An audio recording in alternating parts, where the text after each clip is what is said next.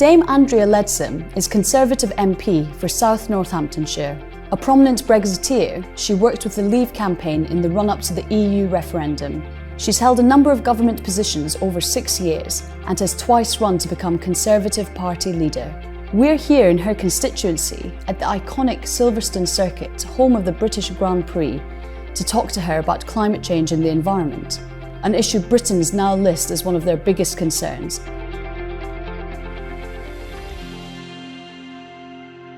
Dame Andrea, hello, thank you for joining us today. It's a real pleasure. I want to start by asking you about the public and political discourse on climate change and the environment. How would you say this has changed over recent years?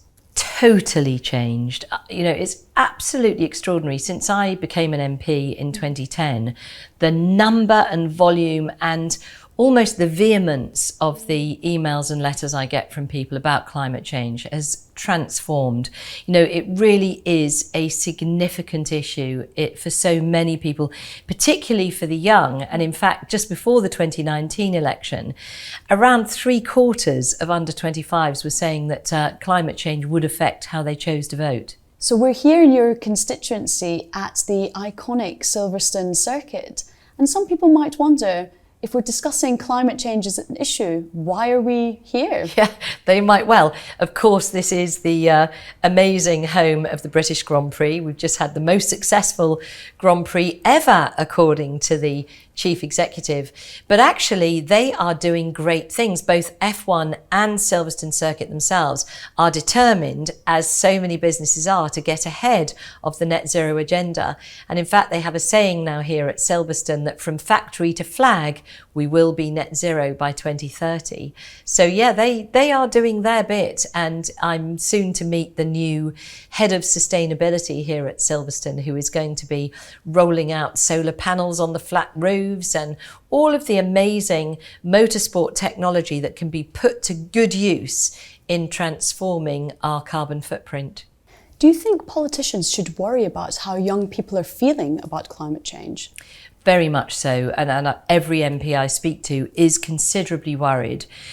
For me personally, I have a particular empathy for young people. When I was 13, what decided me to become an MP was lying awake at night worrying about a global nuclear war. And at the time, there was real sort of aggression between the USSR and the United States of America, pointing nuclear warheads at each other. And it literally used to keep me awake at night. So I totally understand young people who likewise are awake at night worrying about whether all these adults are going to do something stupid and really shorten their lives. So yes, I completely understand their fears, and politicians do need to tackle it. We've seen the Conservatives put climate change and the environment to the heart of their manifesto. What does it mean to you to be a Conservative who cares about climate change? I genuinely think it's at the heart of everything we do. I think it was Margaret Thatcher who said, the clue is in the name, Conservatives conserve. And that is, what Boris Johnson has made his passion. Theresa May put into law the legal decarbonisation to net zero. And prior to that, the Conservative Party entirely supported all of the previous Labour government's efforts at decarbonisation. I do think cross-party, all politicians recognise how vital this issue is, but it's the Conservatives who've really taken it forward. Something like 99% of all solar power deployment has been since we came into office in 2010. We've seen this from a standing start, incredible transformation in offshore wind, and now we've seen we've taken coal almost off the system, so that we've had many weeks without any use of coal whatsoever. But of course, for the UK, we're just a tiny emitter in the global scheme of things. So our real ambition is to lead the world in tackling global climate change. The government needs to take a lead on this, and you spent 6 years in government. Can you tell us a little about what you did personally to address these issues? Yeah, well, my first government role was as City Minister, when really issues around financing for decarbonisation were just kicking off. And so I was delighted to move that agenda forward. But actually, my real kind of, if you like, personal input came first as DEFRA Secretary of State, where I was so delighted to ban, for example, the use of microbeads plastics in face washing products and other products, to ban the use of plastic straws, to set out our 25-year environment plan to ensure that we would be the first generation to leave our environment in a better place than we found it, to set out many of the policies that we're implementing today on sustainable farming and food production. And then, of course, later on, as Secretary of State for Business, Energy and Industrial Strategy from 2019, I did turn around the strategy and vision for the department to focus on the UK leading the world in tackling global climate change, but not just as a sort of intellectual activity, but actually to create real jobs and growth for the United Kingdom on the world stage in tackling global climate change. And would you say that Britain's net zero ambitions align with the levelling up agenda? Very much so. And that's really at the heart of this. And as I say, in BEIS, the Business, Energy and Industrial Strategy Department, we were really focused on looking at the opportunities coming from growing the green economy. So at the moment, there are about 450,000 jobs in the green economy. But if you look at where the growth is in this incredible transformation in offshore wind, much of it in Scotland and in the north of England, in the supply chain for onshore and offshore wind, looking at solar deployment right across the United Kingdom, looking at the opportunities for apprenticeships, so for young people who perhaps want to get into electric vehicle infrastructure or home insulation, all the way up to retraining for people involved in the industrial clusters in the north of England, and up to the brilliance of our science that's looking at incredible innovations like small modular reactors in the nuclear space, and at things like second generation batteries through the Faraday Technology Centre, and through the soon-to-be gigafactories all around the UK. I mean, what can I say? It's absolutely leans into that levelling up agenda. And which industries do you think will experience the biggest boom as a result of the net zero ambition? Well, certainly offshore wind is a real UK triumph. You know, at the moment, the United Kingdom accounts for a third of all the world's deployed offshore wind. And it does now account on some days for up to 30 or 40% of our electricity usage. So that has been a massive success story. When I was Energy Minister back in 2015, and we put in the contracts for difference for the first offshore wind turbines, the cost per megawatt hour was about £150. Now, in 6 short years, the cost per megawatt hour is now sub £50. So that economies of scale is a real UK success story, and the rest of the world will really benefit from that. I think also the installation of electric infrastructure to power electric vehicles in the UK is a big success story. Obviously, that needs to be spread right across our country. We've got to relieve the kind of so-called range anxiety that electric vehicle drivers feel at the moment. Will I be able to, recharge my battery? But that is a success story. So too is solar. All of these things have enormous opportunities for the United Kingdom, but not just at home, but also in exports to developing countries as well as to the developed world. So I think there's big opportunities for the UK.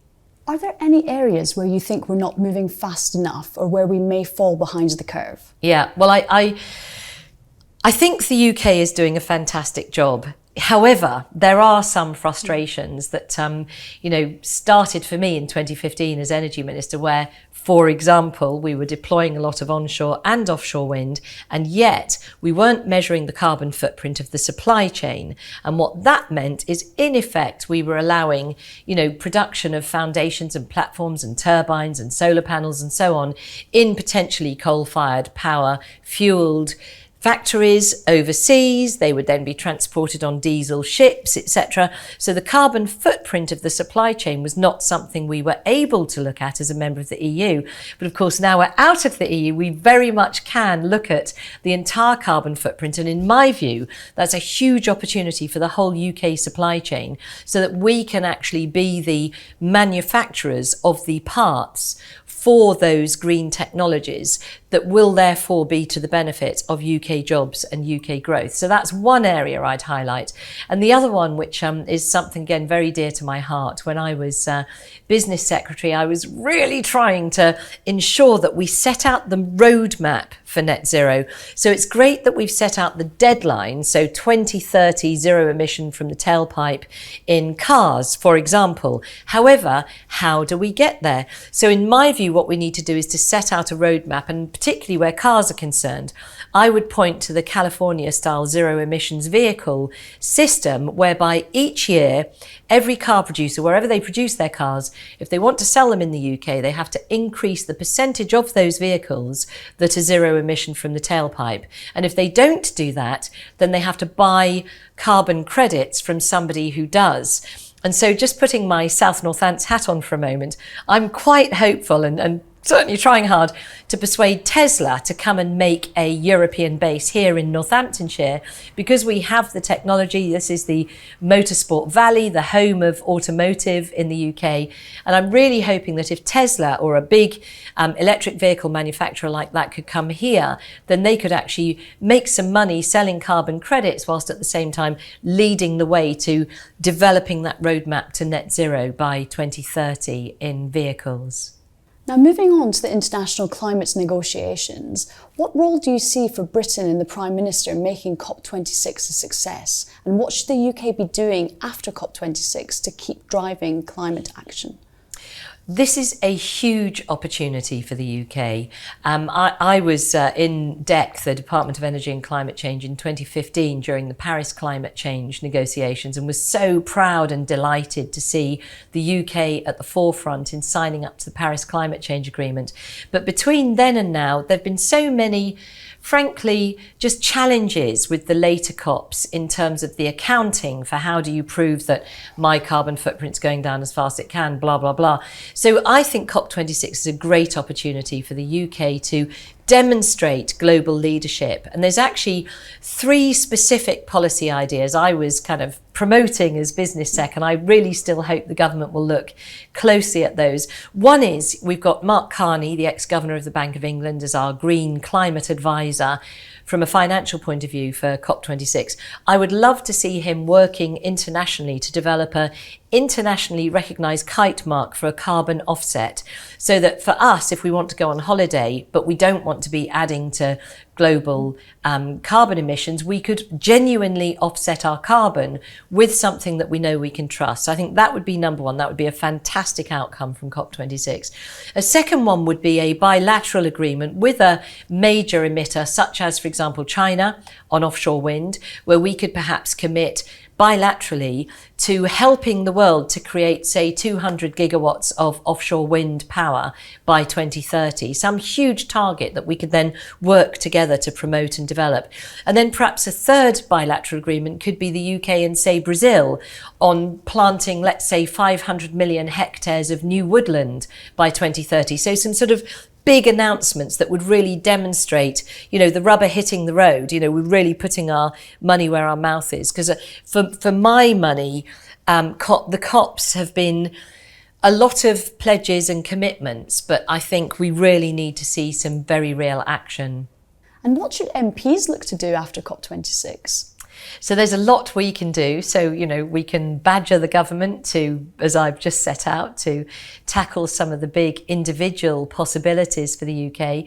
But in addition, one of the things I think we really need to do in the UK is to set out roadmaps for every aspect of our economy. So in BEIS, we had a bar chart which set out, 30% of our emissions come from transport, another 30% comes from building heating, another 20% comes from industrial emissions. I forget the specific percentages now, but what we need is a strategy for getting to net zero in each of those areas. And that strategy needs to set out milestones. And I think a perfect example of where we've already been successful in that was, again, back in 2015, when I was Energy Minister, we set out our ambition to take coal off the system entirely by 2025. And at the time, only 6 years ago, people were saying, oh my goodness, the lights will go go, oh, you can't possibly, oh, no, the world will end. But here we were in 2019, where we'd had weeks and weeks with no coal usage whatsoever. And the only reason we're not able to take coal off the system earlier than 2024 is because of some black start capabilities that are bid into through the capacity market, which means that there will still be residual coal use up to 2024. But we've literally solved that coal issue. And that's what we need to do with other segments of the economy. So I think MPs should really be pushing for that. And then a final idea I would point to is MPs pressing for much more retail policies. So we've talked about how very worried young people in particular are about climate change. I would really love to see a kind of an app for young people where they could go onto that app, they could answer a sort of smart questionnaire about how they travel to school, what do they eat for lunch, how do they cook their dinner, where do they go on holiday, etc., with some very practical tips about what they can do to reduce their own carbon footprint. So I think what can the government do, what can the world do, but also what can I do? And MPs, I think, are very good at both being in touch with the desire of citizens to help themselves, but also with the imperative of the government to take action. And what about the costs of taking action? What impact could it have on the economy, on jobs, on growth? Well, in my view, a superbly positive impact. And this is one of the things that, you get some kind of, climate change deniers saying, oh, it's going to be so expensive, we can't afford it, blah, blah, blah. I totally don't agree. According to sort of international forecasts, the green economy in the UK is set to grow around up to 11% per year between now and 2030 versus OBR predictions for our broader economy to grow between 1 and 2.5% year on year by 2030. So the green economy will outstrip the broader economy. That is good news for the UK Exchequer. Good news for jobs and growth. But also there's this sort of the other side of the telescope, which is that if we leave it much longer, the costs of decarbonisation and of meeting the challenges of global climate change will increase tenfold. The more sort of urgent and devastating the impact of climate change becomes, the more expensive and frightening, frankly, it will be to take steps. So I think both from a positive perspective and from avoiding the negative perspectives, it's absolutely right that we take really strong action now. And that's why I'm so delighted that it is the top priority for this government. And how can ministers ensure that households on lower incomes don't get unfairly burdened in making this transition? And that is an absolutely critical question. So we've already discussed the fact that for the economy, transitioning to a greener, lower carbon future can be highly profitable in terms of jobs and growth. But for individual households, the challenges are certainly there. And in my view, what we need to do is to set out hard deadlines for businesses. Now, my experience throughout my time in government is that if you set a target for businesses, so a regulatory end date, like we've done with emissions from the tailpipe in car vehicles, for example, then businesses will immediately get ahead of you. They'll change their processes. Businesses are much more fleet of foot than I think government gives them credit for. They change their processes, they sort it out, they get themselves on the front foot, and then they beat you to that deadline. We're already seeing that with vehicles, for example. So I think setting out the deadline, and obviously the big one is in home heating, setting out an end to gas-fired boilers, for example. There's a big discussion about whether that's affordable. Now, in my view, setting out the deadline, businesses will find a way to make it affordable. They will compete with each other. You'll see huge economies of scale, as we've seen with lots of other green technologies. But if you don't set out the deadline for fear of the cost, then you never get there. So there's an element of chicken and egg. So the government needs to set the direction, set the deadline, yes, probably set out some subsidies in order to kickstart it, as we did with offshore and onshore wind and solar and so on, but then stand back and let businesses get ahead of it. And actually, it's a very interesting case in point here at Silverstone, supposedly the kind of petrol head centre of the world. Here, they are intending to be net zero well ahead of the government's deadlines. F1 itself is planning to have net zero championships by 2030. These guys are doing it because they can see the writing on the wall, and they will always get ahead of government. So I think we need to have confidence in the fact that businesses will find a way to make decarbonised products available to lower income households. You joined the advisory board of the Energy and Climate Intelligence Unit almost a year ago now, at the height of the pandemic. What made you decide to join at that time? Well, I think there is never a right or wrong time to get stuck into issues around climate change. And I felt I was in very good company with my colleague Richard Benyon, who did so much for farming and fisheries during his time in government. And of course, also Lord Michael Howard, who was a fantastic Conservative leader. But actually, this is a continuum, you know, right from Margaret Thatcher, who was first expressed her passion for tackling conservation and the challenge of looking after the world in which we live, right the way through to Ed Miliband, who was the Labour minister who presided over the 2008 Climate Change Act, and then successive Conservative Prime Ministers, David Cameron, Theresa May, and now Boris Johnson, all of whom have said that tackling global climate change is absolutely the priority. So, you know, I feel in pretty good company. I think it's an amazingly cross-party initiative and agenda that really I think we can be proud of in the United Kingdom. You know, we don't flit backwards and forwards on this one subject area. I think we are completely united.